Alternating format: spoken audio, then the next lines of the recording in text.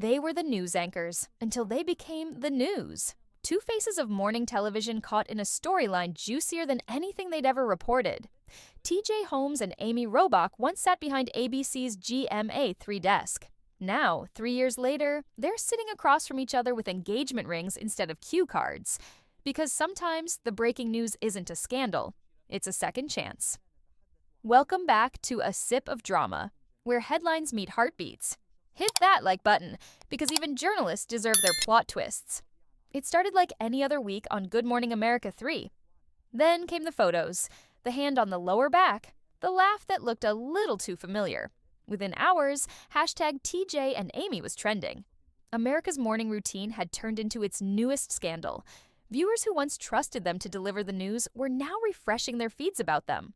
Every outlet ran the same headline: co-anchors caught in romance.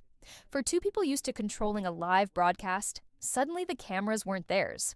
Both were married at the time, and ABC moved quickly, suspending them while the network evaluated the situation, which in TV speak means brace for impact.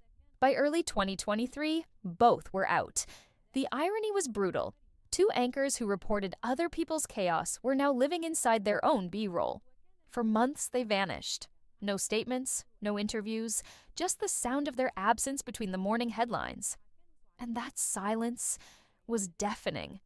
But this is where the story swerves, from scandal to survival.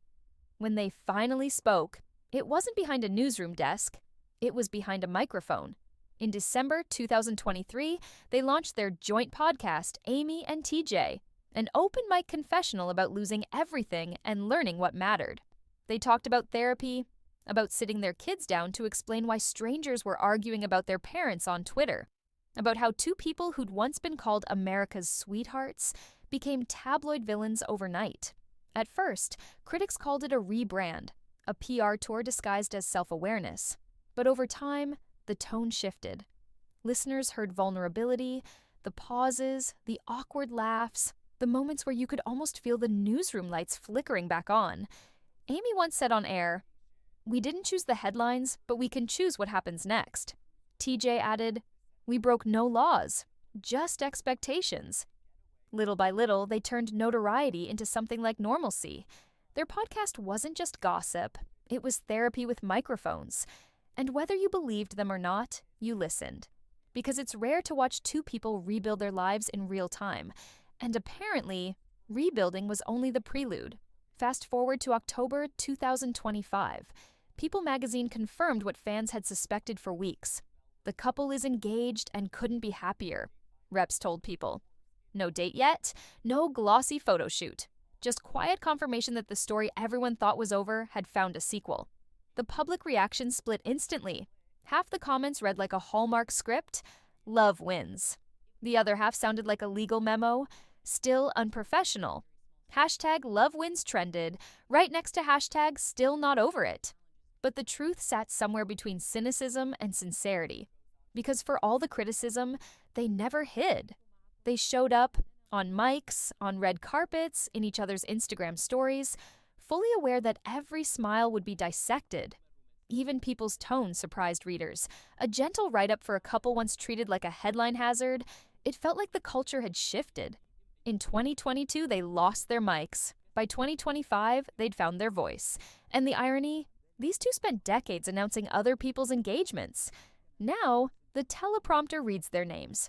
Maybe this isn't just a redemption arc. Maybe it's a test case for how fast scandal burns out in the modern news cycle. 3 years ago, they were fired for love. Today, they're proof that cancel culture doesn't always cancel. Sometimes it just hits pause.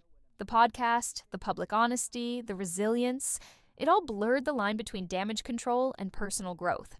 And in a strange way, it worked. Viewers stopped talking about what they did and started watching what they built. Because love stories in real life aren't neat. They're complicated, inconvenient, and sometimes career-ending, but still worth it. From newsroom to nuptials, from headlines to healing, TJ Holmes and Amy Robach didn't just report the story, they became the story. It's messy, it's human, and maybe that's why people can't look away. They once read scripts written by others. Now, they're writing one nobody saw coming. Because at the end of the day, every love story has its critics. but the best ones have receipts, podcasts, and engagement rings. If you were producing GMA3, would you have kept them on air or cut ties? Drop your take in the comments below and hit subscribe.